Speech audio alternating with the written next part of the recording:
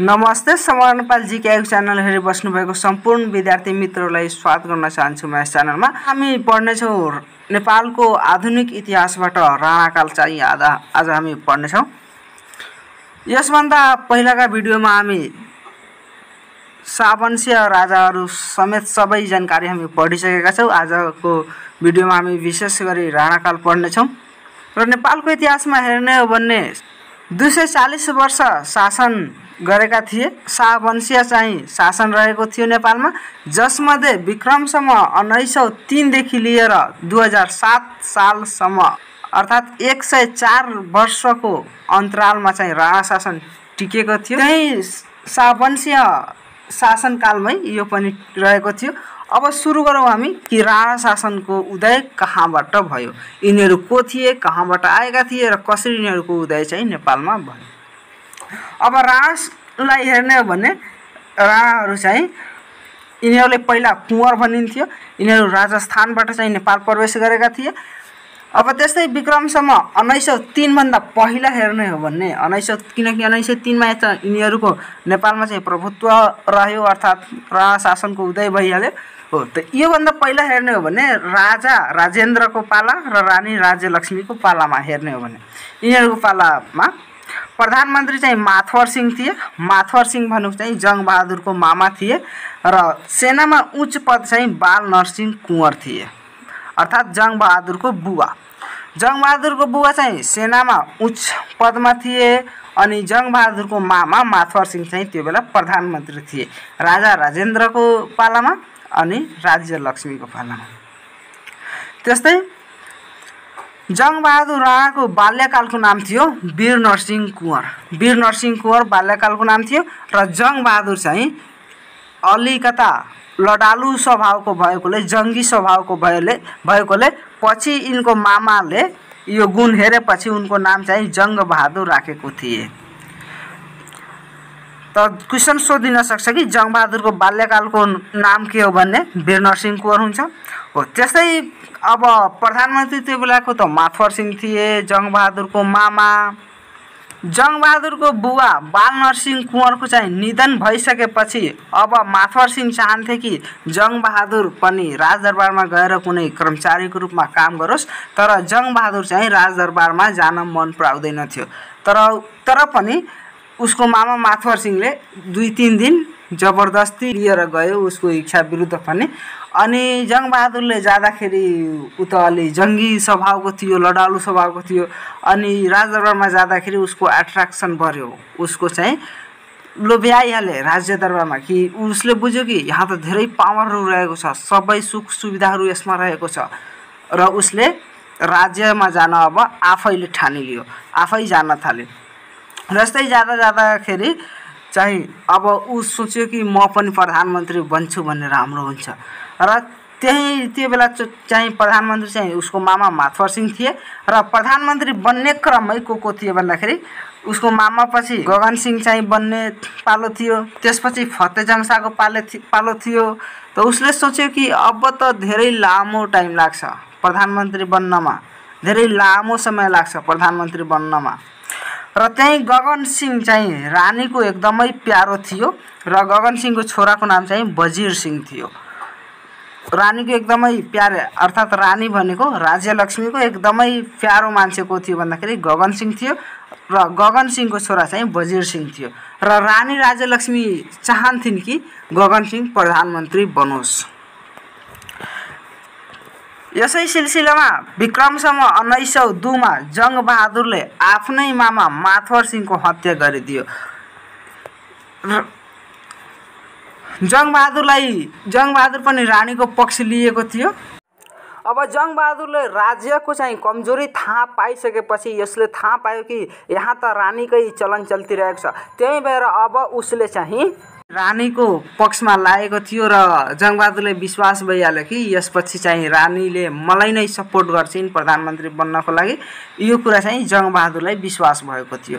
अनि त्यही कारण चाहिँ ऊ आफ्नो मामा माथवर सिंहलाई चाहिँ विक्रमसम्म 1902 मा चाहिँ हत्या गरिदियो। जङ्गबहादुरले आफ्नै मामालाई हत्या गरिदिए र जङ्गबहादुरले यो खुस थियो कि अब प्रधानमन्त्री चाहिँ म बन्छु, तर प्रधानमन्त्री चाहिँ गगन सिंह बनिहाले। प्रधानमन्त्री गगन सिंह बनिहाले। त्यसपछि जङ्गबहादुर राणाले सोचे कि अब चाहिँ यसरी चाहिँ हुँदैन, अब चाहिँ कुनै प्लान चाहिँ मैले नै बनाउनुपर्छ र यिनीहरूले साइड लगाइदिनुपर्छ र प्रधानमन्त्री मलाई नै बन्नुपर्छ। त जङ्गबहादुरले के गरे, जङ्गबहादुरले गगन सिंहको पनि हत्या गरिदियो। जङ्गबहादुरले गगन सिंहको पनि हत्या गरिदियो। अब रानीको त एकदमै प्यारो थियो गगन सिंह, त यसको मृत्युपछि रानीलाई ठुलो घात पुगेको थियो, ठुलो चोट पुगेको थियो। त जङ्गबहादुर अब पनि खुस थियो कि अब त रानीको प्यारो कोही बाँचेको छैन, त अब म नै प्रधानमन्त्री बन्छु। तर रानी चाहिँ एकदमै शोकाकुल भएको कारण रानीले न जङ्गबहादुरलाई प्रधानमन्त्री बनोस् भन्न सकिन्, न केही त्यसको विचार नै ल्याउन सकिन्। तब प्रधानमन्त्री बनिहाले फतेजङ शाह। फतेजङ शाह वा फतेजङ चौतारिया पनि भन्छौँ, यिनलाई फतेजङ शाह चाहिँ प्रधानमन्त्री बनिहाले।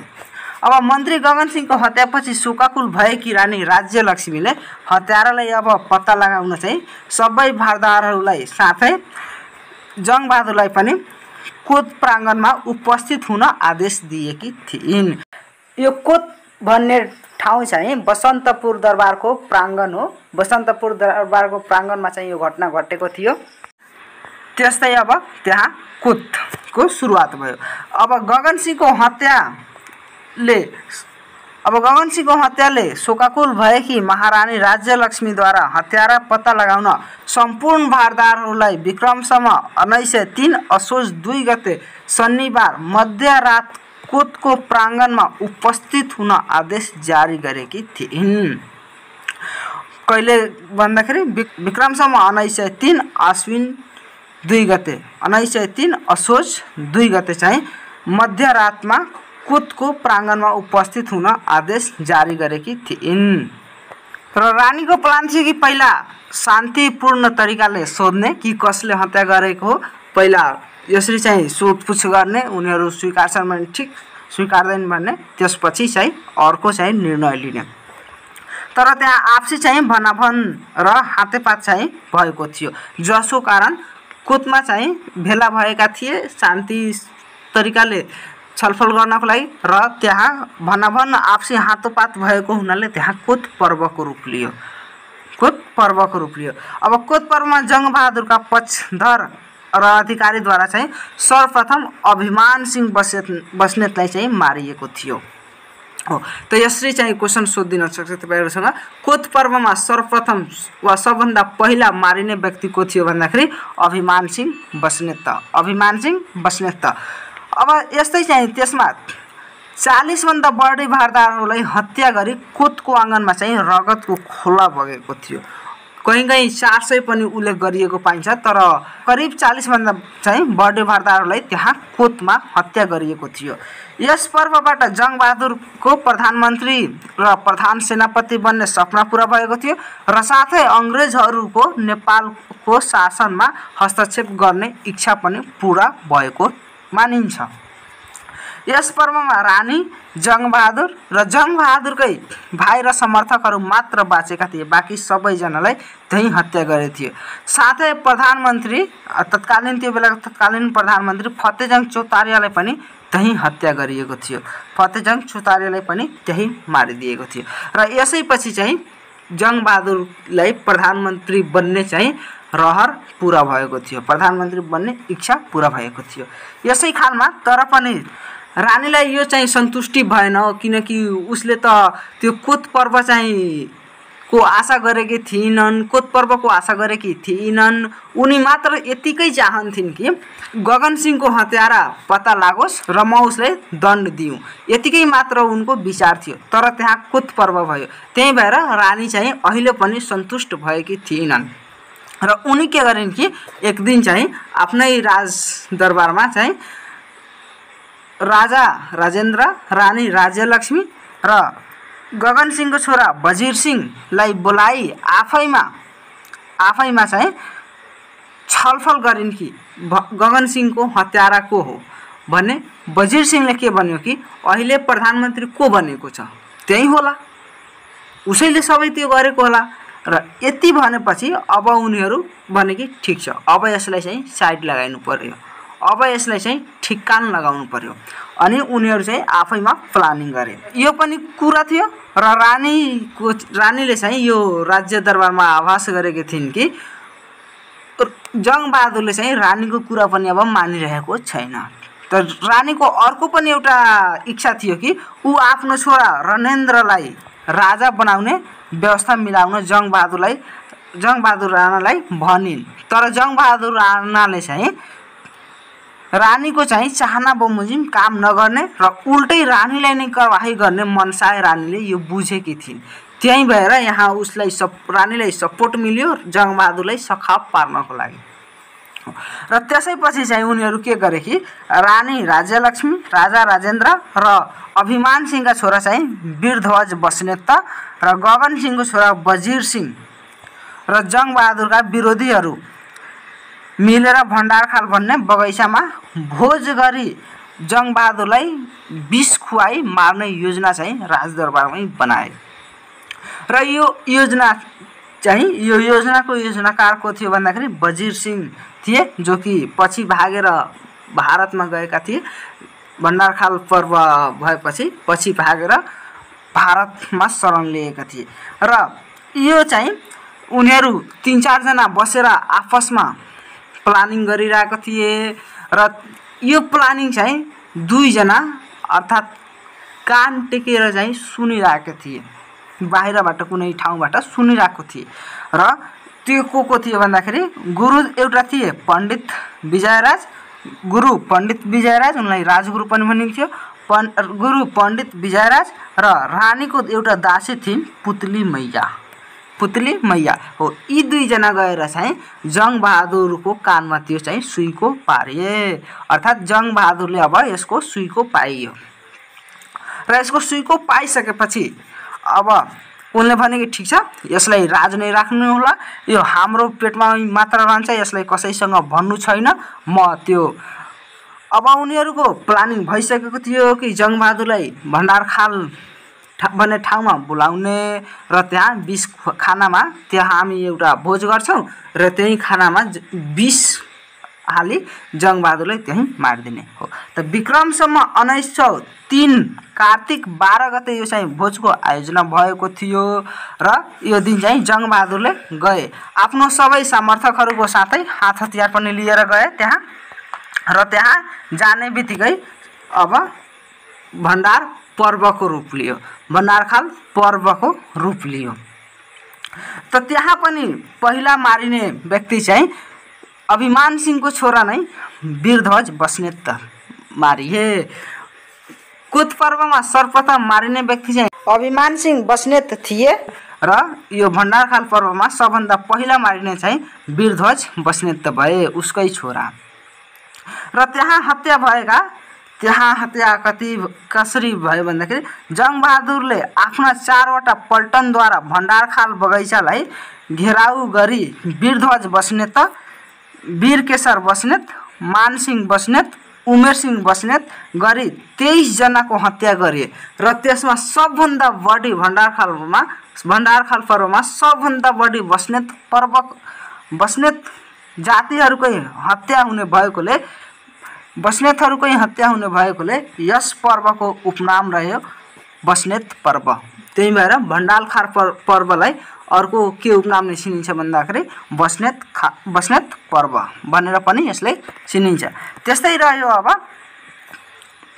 र यो घटनामा जङ्गबहादुरले आफ्नो शत्रुहरूको पूर्ण रूपले सफैया गरिदिएका थिए, अर्थात् आफ्नो जति शत्रुहरू छन् तिनीहरू सबैलाई सखाप पारिदिएको थिए। र प्रधानमन्त्री चाहिँ एकदमै शक्तिशाली प्रधानमन्त्रीको रूपमा चाहिँ भए, एकदम विधिवत रूपमा चाहिँ नेपालको प्रधानमन्त्री जङ्गबहादुर राणा चाहिँ यो घटनापछि बने।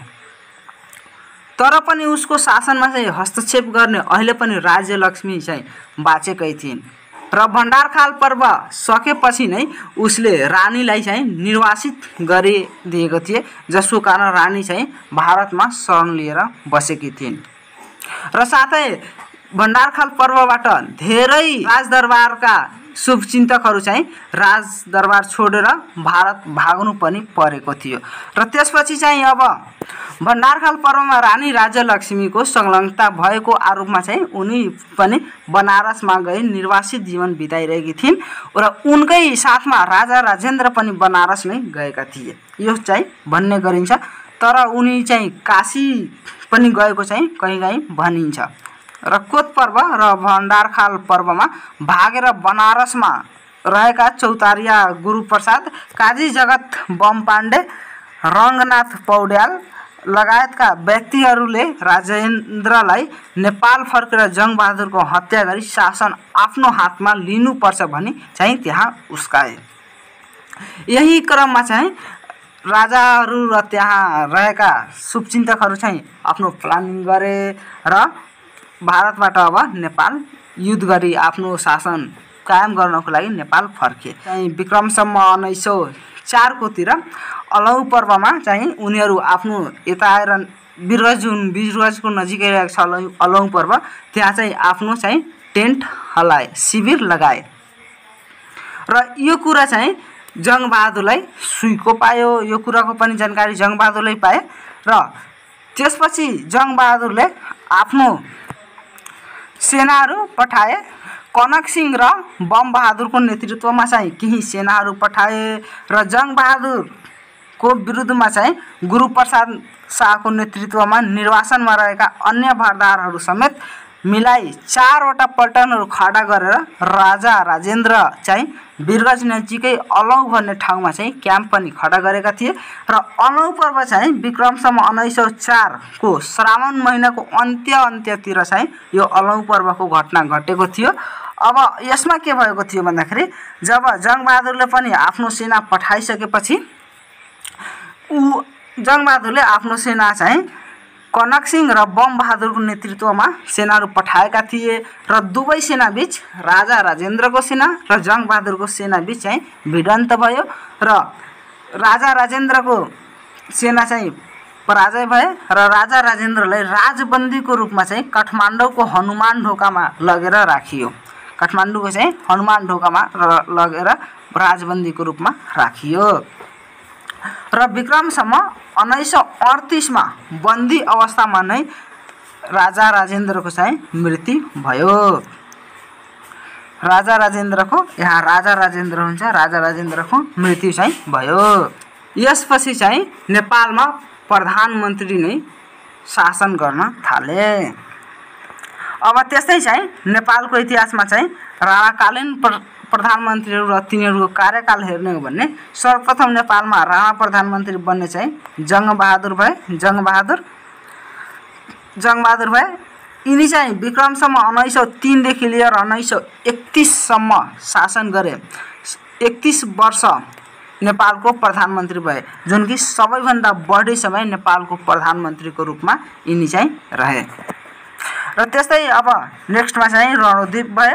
रणोदीप सिंह यिनी चाहिँ 1933 देखि लिएर 1942 सम्म यिनको चाहिँ प्रधानमन्त्रीको पद रह्यो। र त्यस्तै वीर शमशेर त्यसपछि भए। यिनी 1942 देखि लिएर 1957 सम्म यिनको शासनकाल रह्यो। त्यस्तै देव शमशेर भए। देव शमशेरको 1957 देखि लिएर 1958 सम्म अर्थात् 114 दिन मात्र यिनीको शासनकाल रह्यो। सबैभन्दा कम शासनकाल चाहिँ देव शमशेरकै रहे। सबभन्दा बढी शासनकाल रहेको राणा प्रधानमन्त्रीमा चाहिँ जङ्गबहादुर रहे 31 वर्ष र त्यस्तै सबभन्दा कम शासनकाल भएको राणा प्रधानमन्त्री चाहिँ देव शमशेर भए। उनी चाहिँ 114 दिन मात्र शासनकालमा उनी रहेका थिए। त्यसपछि चाहिँ चन्द्र शमशेर भए। 1958 देखि लिएर 1986 सम्म 29 वर्षसम्म यिनी चाहिँ यिनको चाहिँ शासनकाल रह्यो। त्यस्तै त्यसपछि चाहिँ भीम शमशेर भए 1986 देखि लिएर 1989 सम्म। त्यसपछि चाहिँ जुद्ध शमशेर भए 1989 देखि लिएर 2002 सम्म र त्यसपछि पद्म शमशेर 2002 देखि लिएर 2004 सम्म। त्यसपछि चाहिँ मोहन शमशेर भए 2004 देखि लिएर 2008 को कार्तिक महिनासम्म। त्यसपछि चाहिँ यिनीहरूको त्यसपछि चाहिँ राणा शासनको अन्त्य भयो अब यिनीहरूलाई सूत्रबद्ध तरिकाले कसरी हामी सम्झिने, यहाँ सूत्र रहेको छ, सूत्र यहाँ दिएको छ, जस्तो कि जर बिदे चबी जुपमु। सूत्र के रहेको छ, जर बिदे चबी जुपमु, अर्थात् जङ्गबहादुर राणा, रणदीप सिंह, वीर शमशेर, देव शमशेर, चन्द्र शमशेर, भीम शमशेर, जुद्ध शमशेर, पद्म शमशेर, मोहन शमशेर हो। यी चाहिँ क्रमैमा रहेका छन्। 9 जना राणाकालीन प्रधानमन्त्रीहरू यी चाहिँ क्रमैमा रहेका छन्। जर बिदे चबी जुपमु, जर बिदे चबी जुपमु, यो चाहिँ सूत्र रहेको छ। यो सूत्रलाई चाहिँ तपाईँ ख्याल गर्नुहोला। अब हामी यिनीहरूको बारेमा डिटेलमा अब पढ्छौँ। जस्तो कि सर्वप्रथम रह्यो हाम्रो जङ्गबहादुर राणा। नेपालमा प्रधानमन्त्रीको रूपमा, राणा प्रधानमन्त्रीको रूपमा चाहिँ सर्वप्रथम जङ्गबहादुर राणा भए। यिनको चाहिँ जन्म विक्रमसम्म 1874 मा गोर्खाको बोर्लाङमा भएको थियो। 1874 मा गोर्खाको बोर्लाङ भन्ने ठाउँमा भएको थियो। पिताको नाम यिनको चाहिँ बालनरसिंह कुँवर थियो भने माताको नाम चाहिँ रक्षा कुमारी थिए र यिनी चाहिँ जेठो सन्तान थिए यिनीहरूको। र भाइहरू यिनको चाहिँ रणदीप सिंह र धीर शमशेर थिए। सबभन्दा यिनको सानो भाइ चाहिँ धीर शमशेर चाहिँ थिए र यिनको बाल्यकालको नाम चाहिँ वीर नरसिंह कुँवर थियो, वीर नरसिंह कुँवर थियो। र सबैभन्दा कम उमेरमा प्रधानमन्त्री बनेका थिए, 28 वर्षकै उमेरमा प्रधानमन्त्री बनेका थिए। र विक्रमसम्म 1913 मा श्री 5 सुरेन्द्रबाट श्री 3 को उपाधि पनि धारण गरेका थिए। र यिनकै पालामा सुगौली सन्धिबाट गुमेका भूमिहरू चाहिँ नेपालमा फिर्ता आएको थियो। बाँके बर्दिया, कैलाली र कञ्चनपुरलाई नयाँ मुलुकको रूपमा चाहिँ 1917 मा विक्रमसम्म 1917 मा फिर्ता पनि पाएका थिए। यिनको बहादुरीको कारण चाहिँ अङ्ग्रेजहरूले गिफ्टको रूपमा चाहिँ दिएका थिए। त्यस्तै विक्रमसम्म 1933 माघ 21 मा पत्थरघाटामा यिनको चाहिँ निधन भएको थियो। यिनको निधन कहिले र कहाँ भएको थियो भन्दाखेरि विक्रमसम्म 1933 माघ 21 गते पत्थरघाटामा यिनको चाहिँ निधन भएको थियो।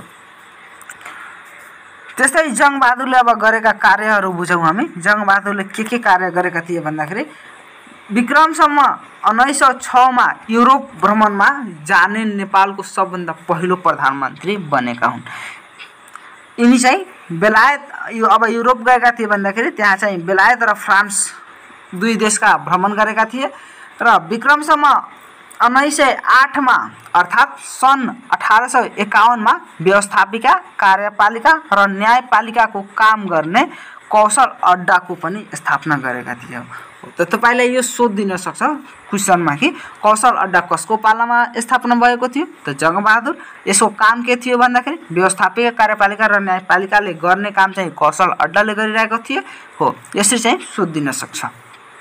त विक्रमसम्म फेरि 1910 मा मुल्की ऐन चाहिँ लागू भएको थियो। राजा सुरेन्द्रको पालामा चाहिँ यो लागू भएको थियो। 1910 मा मुल्की ऐन चाहिँ लागू भएको थियो। र विक्रमसम्म 1910 पुस 7 गतेदेखि 16 वर्ष मुनिका आइमाई तथा 5 वर्ष मुनिका सन्तानहरूको आमाहरूले सती जानु नपर्ने नियम यिनले चाहिँ बनाएका थिए। अब सती प्रथा त यिनले अन्त्य गरेका थिएनन्, तर त्यसमा चाहिँ केही मात्रामा सुधार गरेका थिए, जसलाई कि हामी एउटा राम्रो पक्ष मान्न सक्छौँ। र विक्रमसम्म 1910 मा नेपालको पहिलो आधुनिक स्कुलको रूपमा चाहिँ दरबार स्कुलको स्थापना पनि भएको थियो यिनकै पालामा। त दरबार स्कुलको स्थापना कहिले भएको थियो भन्दाखेरि विक्रमसम्म 1910 मा चाहिँ दरबार स्कुलको पनि स्थापना भएको थियो। त्यस्तै विक्रमसम्म 1913 मा राजा सुरेन्द्रबाट श्री 3 को उपाधि धारण गरिसकेपछि लमजुङ र काशीका राजाको रूपमा पनि यिनी चाहिँ रहेको थिए, अर्थात् श्री 3 को उपाधि प्राप्त गरेका थिए।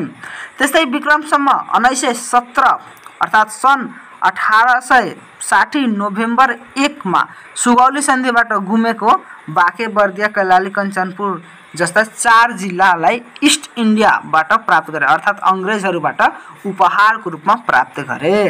त्यस्तै अविवाहित महिला यदि 35 वर्ष भएमा अविवाहित महिलाले पैतृक सम्पत्तिमा छोरा नै हक पाउने चाहिँ यिनले व्यवस्था गरेका थिए। र कमान्डरी किताबखाना, मुल्की अड्डा, तोपखाना, धर्म कचहरी, सराफखाना आदिको स्थापना पनि यिनले गरेका थिए। त्यस्तै अब जुवा खेल्न रोक लगाउनको लागि नि चाहिँ वर्षभरिमा 11 दिन मात्र खेल्न पाउने नियम बनाएका थिए, जसले एउटा राम्रो नियम पनि मान्न सक्छौँ। यस्तो चाहिँ हुनुपर्छ अहिले पनि।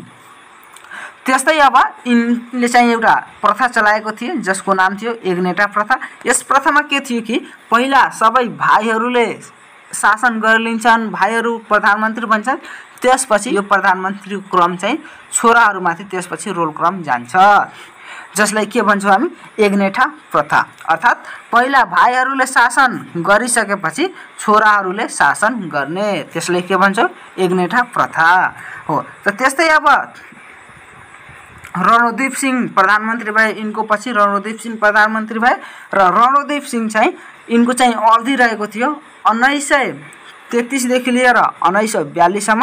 र जब जङ्गबहादुर चाहिँ युरोपको भ्रमणमा गएको थिए, त युरोपेली युरोपमा जब भ्रमणमा गएका थिए त त्यहाँ चाहिँ त्यहाँको कल्चरसँग र त्यहाँको रहनसहनसँग एकदमै ज्यादै घुलमिल भइहाले, त्यहाँ चाहिँ आकर्षित भइहाले हो। त त्यहाँबाट पत्र पनि पठाएका थिए जब उनी गएका थिए त्यहाँ। त उनको भाइ चाहिँ यो रणोदीप सिंह चाहिँ अब प्रधानमन्त्री त बनेका थिएन, तर प्रधानमन्त्रीको कार्यभार चाहिँ यो सम्हालिरहेका थिए हो। त जङ्गबहादुरले त्यहाँ युरोपबाट चाहिँ पत्र पनि पठाएको थियो कि अब म नेपाल फर्कँदैन, म यहीँ बस्छु।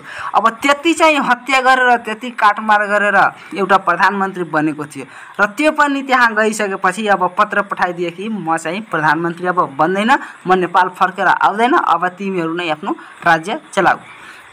त रणोदीप सिंहले भनेका थिए कि होइन भाइ, अब दाइ भनेको थिए होइन दाइ तपाईँले आउनै पर्छ, हामीसँग अहिले यो राज्य सञ्चालन हुन सकिरहेको छैन हो। त त्यही भएर उनी चाहिँ नेपाल पनि फर्क्नु परेको थियो र त्यहीँबाट आएर त्यहाँबाट इङ्ग्लिस पनि सिकेर आएको थिए र त्यहीँबाट आएर यहाँ नेपालमा आएर चाहिँ आधुनिक स्कुलको रूपमा चाहिँ दरबार स्कुलको पनि स्थापना गराएका थिए हो। त त्यसपछि चाहिँ रणोदीप सिंह प्रधानमन्त्री भए।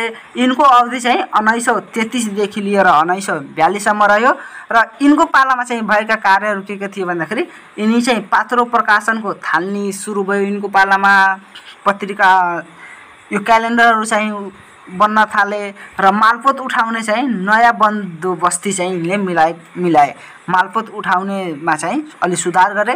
त्यस्तै जनतालाई ऋण दिनको लागि तेजारत अड्डाको पनि स्थापना यिनकै पालामा भएको थियो र 38 सालको पर्वको घटना पनि विक्रमसम्म 1938मा यिनकै पालामा घटेको थियो।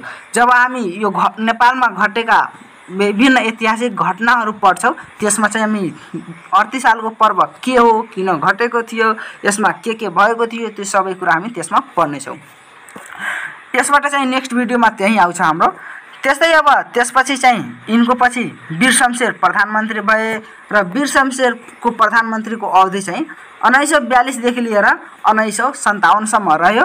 यिनी चाहिँ धीर शमशेरका 3 जना रानीहरू थिए। धीर शमशेरका 3 जना रानीहरू थिए र 3 जना रानीका 17 जना सन्तान थिए, अर्थात् जसमध्ये यो वीर शमशेर चाहिँ सबभन्दा जेठो थिए।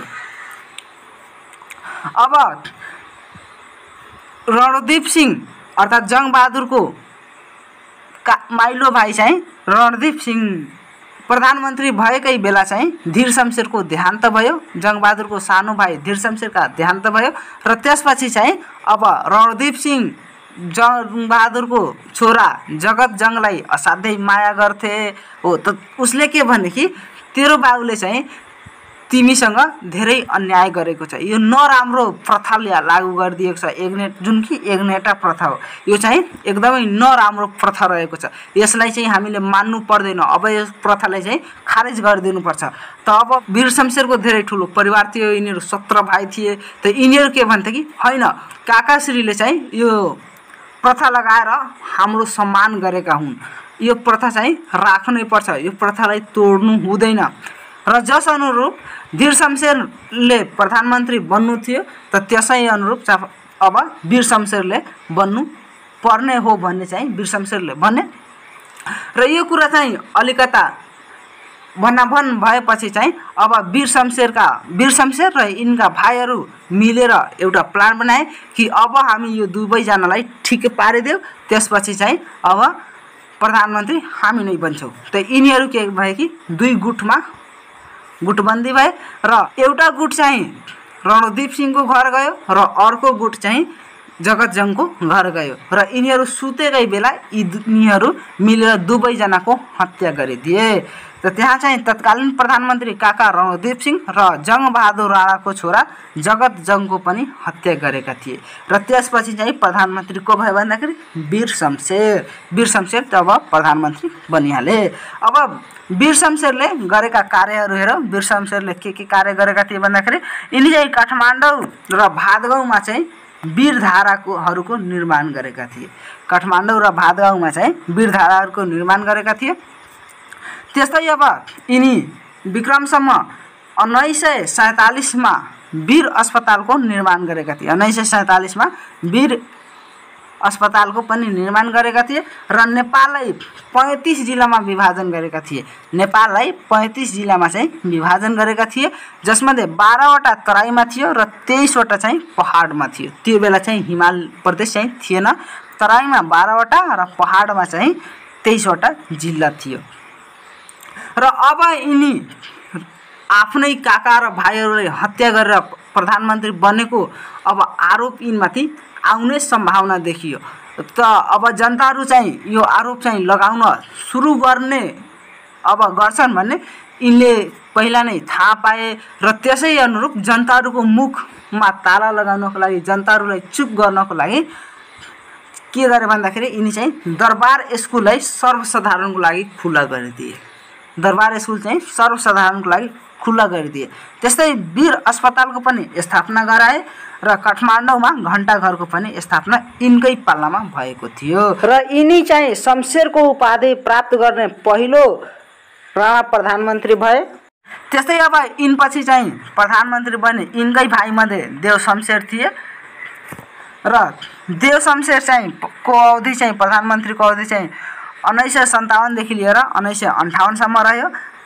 3 महिना 24 दिन मात्र यिनी प्रधानमन्त्री बनेका थिए। 3 महिना 24 दिन मात्र। सबभन्दा कम प्रधानमन्त्री बनेको राणा प्रधानमन्त्री चाहिँ देव शमशेर 114 दिन मात्र वा 3 महिना 24 दिन। यिनी धीर शमशेरका चाहिँ काइला छोरा थिए।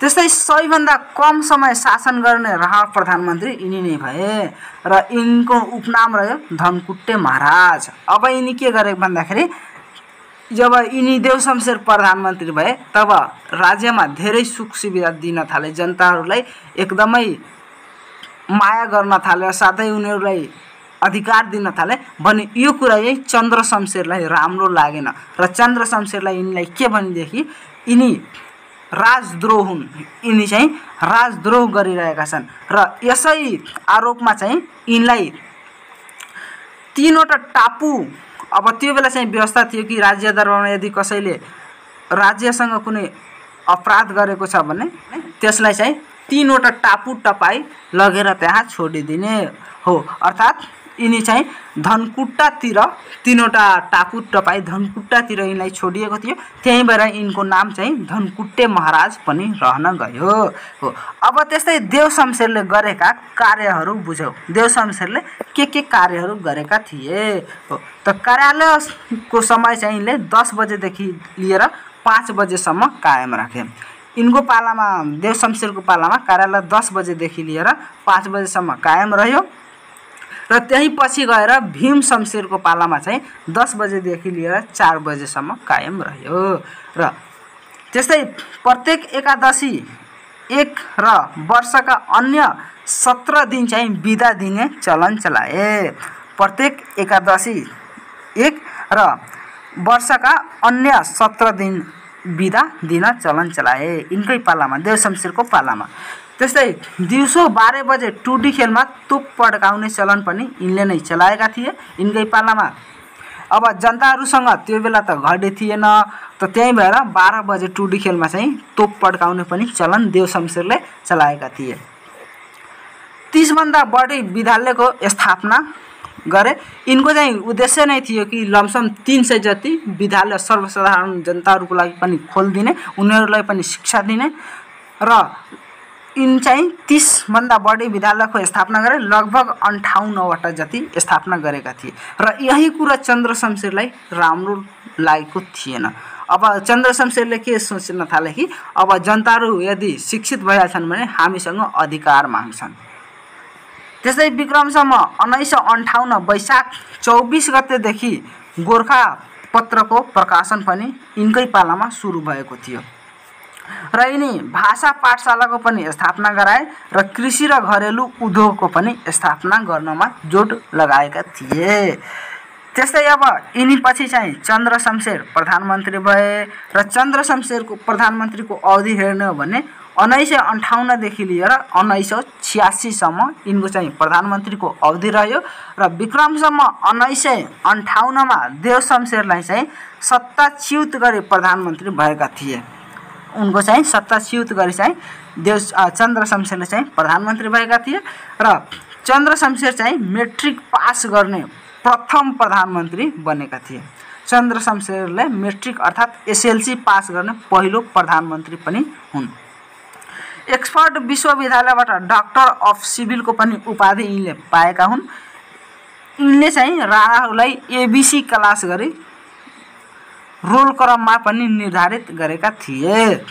अर्थात् अब क्वेसन पनि सोधिन सक्छ कि राणाहरूलाई कुन प्रधानमन्त्री वा कुन व्यक्तिले चाहिँ एबीसी क्लासमा विभाजन गरेको थियो भन्दाखेरि चन्द्र शमशेरले र सी वर्गको राणाहरूलाई युद्ध शमशेरले उपत्यकाबाट बहिष्कार पनि गरेका थिए।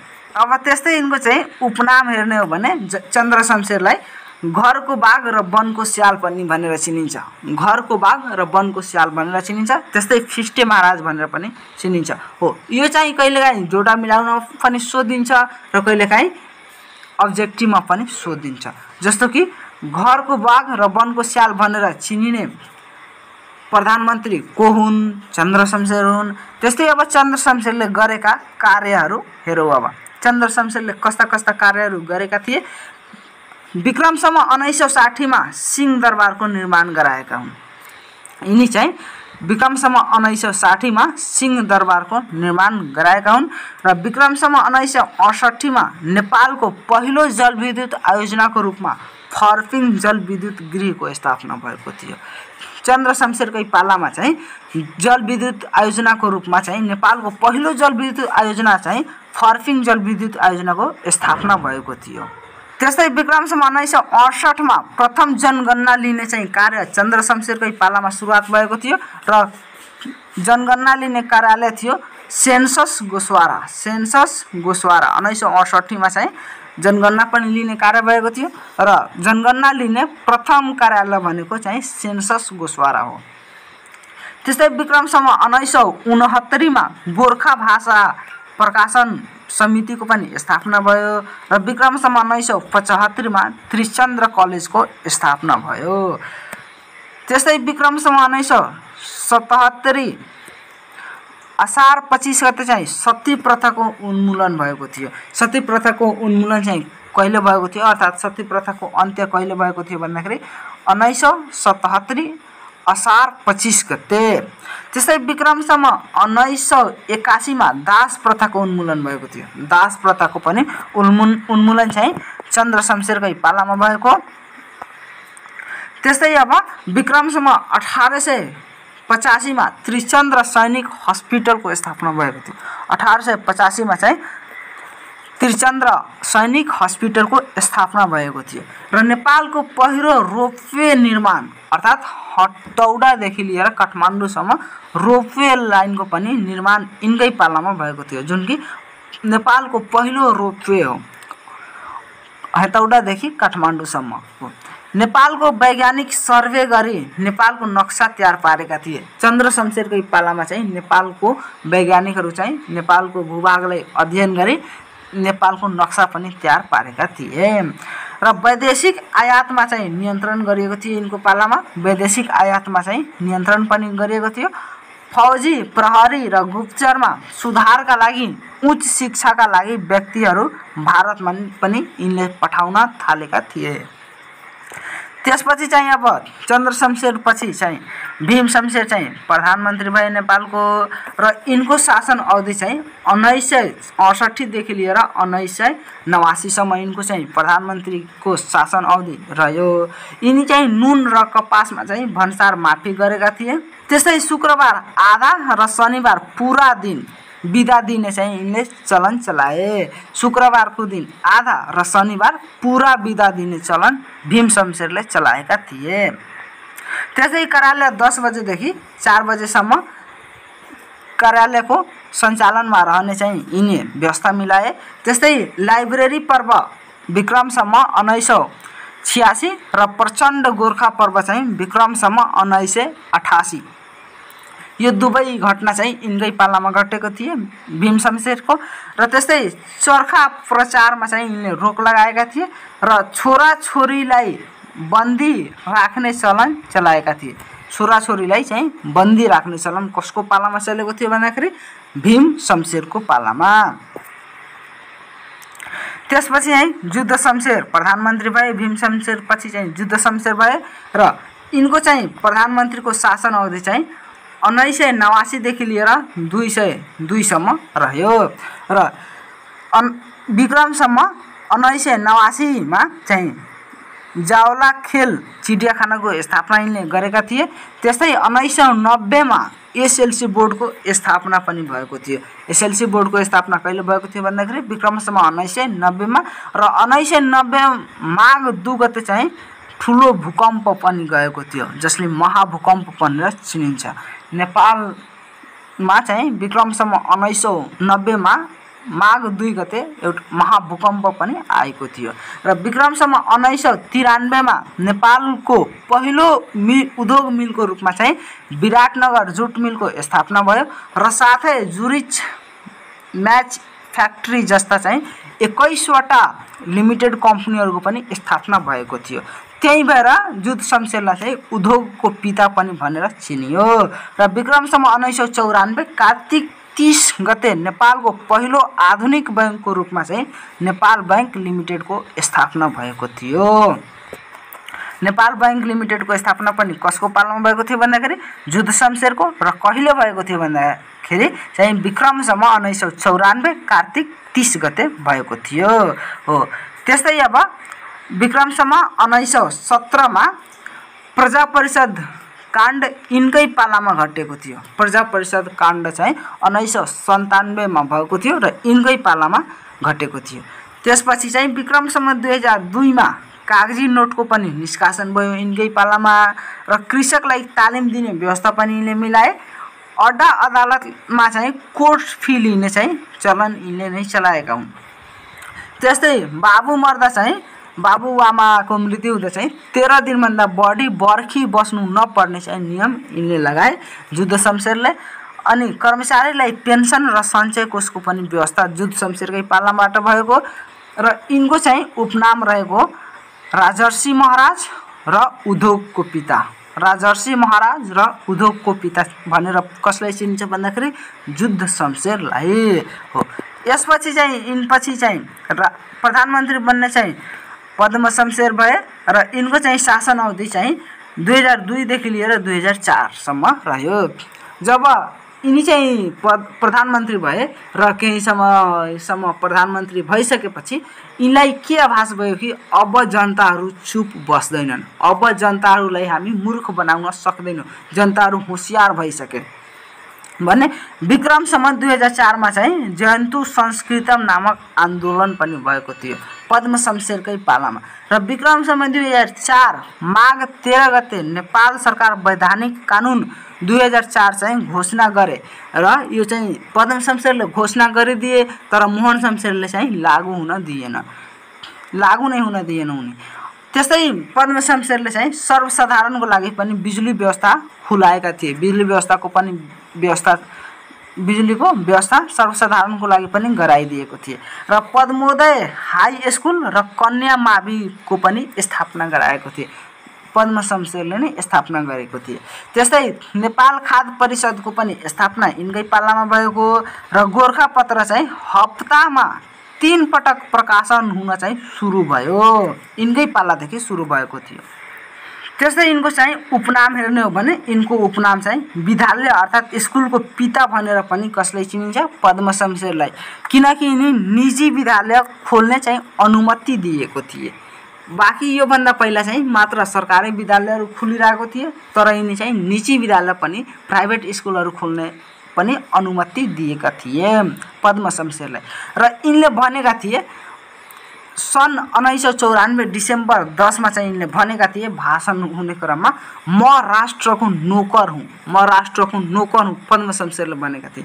अनि यहीँबाट चाहिँ मोहन शमशेरलाई चुब्यो, मोहन शमशेरलाई राम्रो लागेन। मोहन शमशेरले भन्यो हामी चाहिँ प्रधानमन्त्री हो, हामी शासन गर्ने हो, हामी कसरी चाहिँ राष्ट्रको नोकर भन्छौँ, हामी नोकर होइनौँ। र यही पालादेखि चाहिँ पद्म शमशेरले यही विचारदेखि उनले छोडिदियो।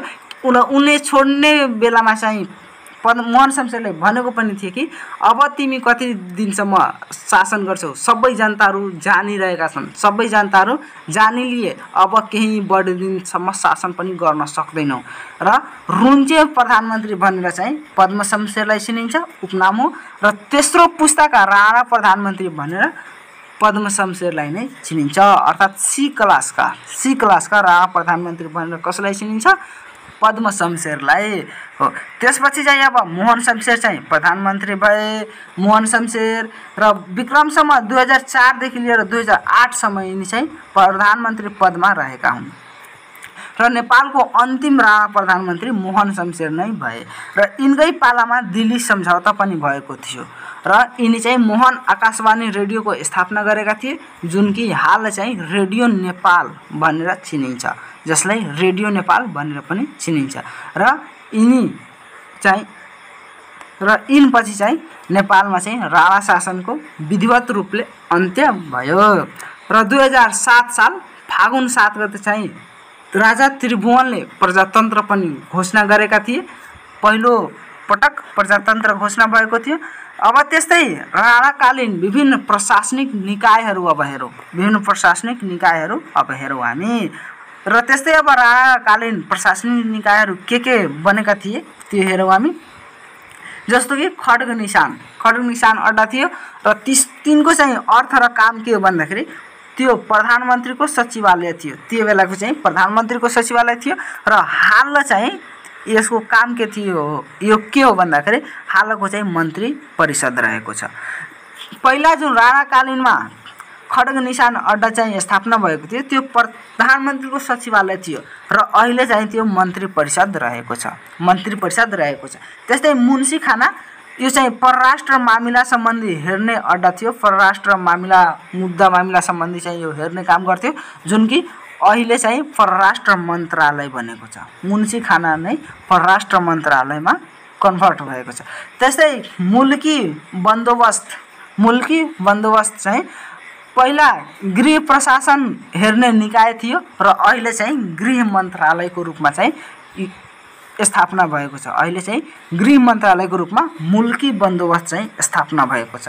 त्यस्तै मुल्की खाना पहिला चाहिँ सरकारी हिसाब राख्ने अड्डाको रूपमा चाहिँ निर्माण भएको थियो, र अहिले चाहिँ कोष तथा लेखा परीक्षणको कार्यालय बनेको छ। त्यस्तै कुमारी चोक रहेको छ। राणाकालीन समयमा चाहिँ लेखा परीक्षण र नियन्त्रणको कार्यालय थियो, जुन कि हाल आएर चाहिँ मालपोत परीक्षणको कार्यालय भएको छ। त्यस्तै तबेला दलान भन्ने चाहिँ एउटा संस्था थियो यिनी राणाहरूको पालामा, जुन कि भ्रष्टाचारलाई निवारण गर्ने कार्यालय थियो। र यही हाल आएर चाहिँ अख्तियार दुरुपयोग अनुसन्धान आयोगको रूपमा चाहिँ सृजना यो भएको छ, अर्थात् व्यवस्था चाहिँ यसलाई त्यसरी मिलाइएको छ।